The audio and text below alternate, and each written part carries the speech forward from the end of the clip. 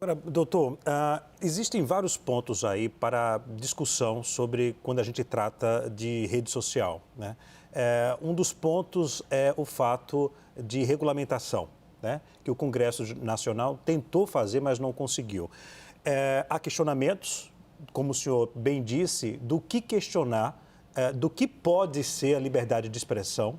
Há questionamentos em relação a isso. Se criar um órgão para poder delimitar o que é liberdade de expressão, o que é fake news, o que não é fake news. Há uma ala de parlamentares no Congresso Nacional que fala que isso é perigoso, determinar um órgão para dizer o que é fake news e o que não é fake news, né? E, ao mesmo tempo, também há uma ala de parlamentares que defende que na internet não pode haver perfis falsos, que o perfil deveria ser identificado, como se cada um tivesse um CPF. Para criar uma conta, precisaria de um CPF. Esse é um ponto positivo, né, a ser discutido pelo Congresso Nacional, porque ali a pessoa que faria uma acusação a alguém, ou uma agressão verbal a alguém, ou até uma ameaça, seria ali nomeado, seria identificado pelo número do CPF ou identidade. Como é que o senhor avalia essa ideia, essa discussão que foi colocada na Câmara dos Deputados? Esse ponto é super interessante, porque, a rigor, quando a gente fala de alguém excedendo, né, o seu direito de liberdade de expressão, a princípio, quem deveria ser penalizado é a própria pessoa que realizou aquele excesso. Então, essa é a premissa. Se eu cometo algum excesso ali na rua, por exemplo, eu devo ser penalizado por aquele excesso. Ocorre que nas plataformas digitais, né, coloca-se, ao invés de penalizar ou ir atrás diretamente aquele autor, né, do excesso, coloca-se a plataforma como instrumentalizador desse tipo de questão. Por quê? Porque se propaga aquele discurso para muito mais gente do que seria comum o discurso ali um a um, em um ambiente limitado. A identificação dessa pessoa não necessariamente resolveria todos os problemas. Por quê? Porque a questão da propagação, né, do discurso, que é típico, né, das plataformas onde eu falo para uma pessoa fala, mas atinge milhares de pessoas, esse é um outro problema que também precisa ser estudado enquanto solução. Mas o fato é que a solução inicial e a solução primordial é impedir ou delimitar, né, ou limitar os excessos individuais. De novo, a gente ataca um excesso individual atacando aqui, nesse caso, uma plataforma que atende a milhares de pessoas, e milhares de pessoas são, de fato, afetadas neste caso, né? Deixe-me entender, deixe-me verificar se eu compreendi. O senhor diz que uma decisão que compromete várias pessoas, essa decisão não seria correta.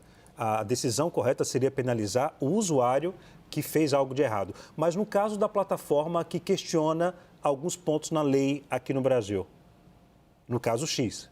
Aí eu vou entrar num outro ponto, doutor. Deixe-me colocar um outro questionamento aqui, sobre compartilhamento de dados oficiais. O Marco Civil da Internet deixa claro que a plataforma ela deve compartilhar informações a partir de uma decisão judicial. Tem que haver uma ordem judicial para poder a plataforma compartilhar informações.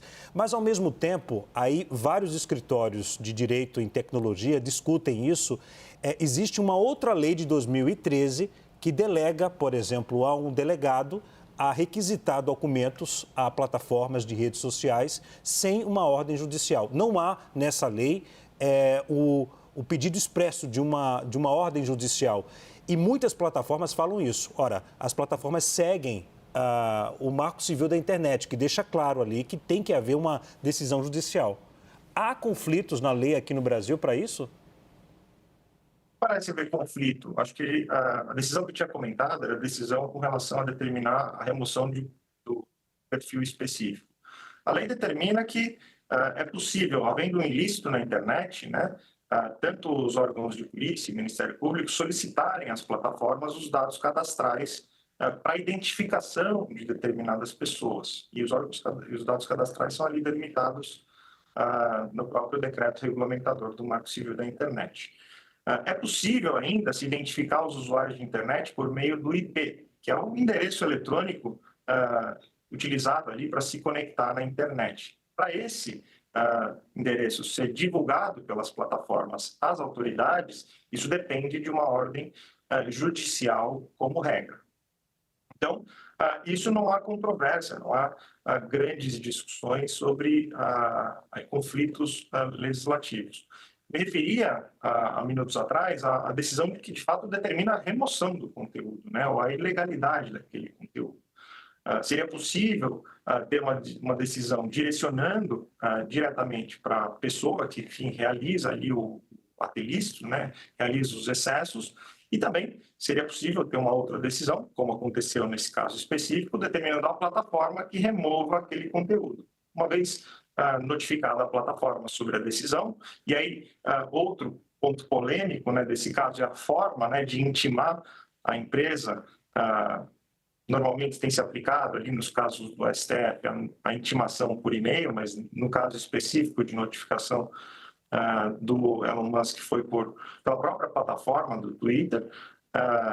Essa notificação ela determina, por parte do Marco Civil da Internet, a partir do momento que eu sou obrigado, a plataforma recebe uma notificação para remover o conteúdo, ela deve remover o conteúdo imediatamente ali, em prazo razoável, e isso é o que determina o Marco Civil da Internet. Se tem uma ordem judicial, eu preciso remover o conteúdo. Então, não cabe à plataforma, ou aos seus fundadores, ou aos seus acionistas, questionar isso do ponto de vista jurídico. É possível questionar isso do ponto de vista de entrar com recurso, do ponto de vista de ter órgãos de controle, entendendo se houve excesso, mas pela via legal. A manifestação do Elon Musk me parece muito mais uma camada política, né? Estou insatisfeito com uma ordem judicial que me parece excessiva e não uma manifestação jurídica do ponto de vista ali de processo judicial.